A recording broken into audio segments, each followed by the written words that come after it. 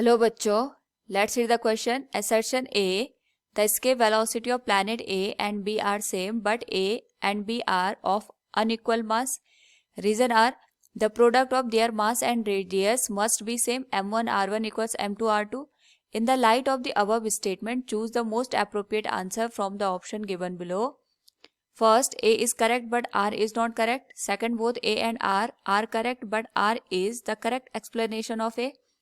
Third, both A and R are correct but R is not the correct explanation of A. And fourth, A is not correct but R is correct. Now to answer this question, first we will discuss here the key concept, and here the key concept is escape velocity. तो हमारे पास यहाँ पे जो escape velocity होती है, it is the velocity obtained by an object, जिसको attain करके यहाँ पे कोई भी ऑब्जेक्ट किसी प्लैनेट के अराउंड ग्रेविटेशनल फील्ड को छोड़ करके बाहर मूव कर जाता है. And mathematically it is given as square root of g into m divided by r.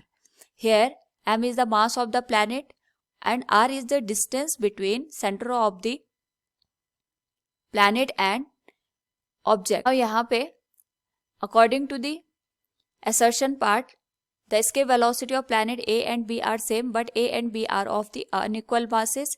तो इसको अगर हम अंडरस्टैंड करें तो हमारे पास यहाँ पे जो प्लैनेट है A, इसका मास हम यहाँ पे M1 कंसिडर करते हैं. प्लैनेट B, इसका मास हम यहाँ पे M2 कंसिडर करते हैं. इसकी जो रेडियस है ये R1 मानते हैं और इसकी रेडियस R2 कंसिडर करते हैं.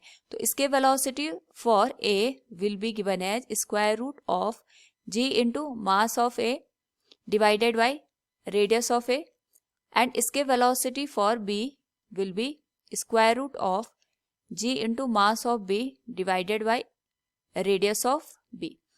तो यहाँ पे M1 और M2 डिफरेंट है, तो ये पॉसिबिलिटी है हमारे पास कि जो इनकी रेडियस है ये इस तरीके से हमारे पास गिवन हो कि जो इनके मास का डिफरेंस है वो इसको कंपनसेट कर पाए. यानी अगर यहाँ पे अनइक्वल मासेज हैं तो रेडियस भी अनइक्वल हो सकती है और इनकी वैल्यू इस तरीके से यहाँ पे हो सकती है. ये पॉसिबिलिटी है कि जो यहाँ पे मासेज की वजह से इसके वेलोसिटी में डिफरेंस आया है वो रेडियस में यहाँ पे डिफरेंस होने की वजह से कंपनसेट हो जाए.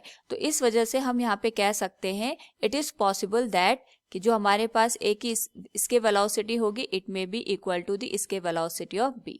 ये हमारे पास असर्शन का जो पार्ट गिवन है it is correct one.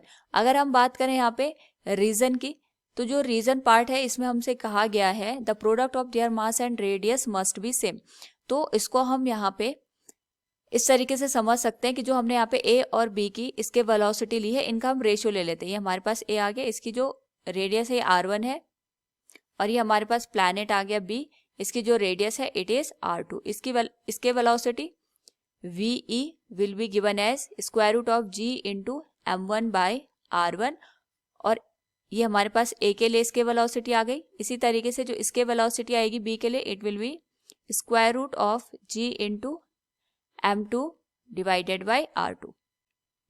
Now यहाँ पे हम दोनों की इसके वेलोसिटी को इक्वल कंसिडर करते हैं. इट विल बी इसके velocity of A should be equal to इसके वेलोसिटी ऑफ B. तो ये बन जाएगा square root of G into M1 by R1 equals square root of G into M2 by R2.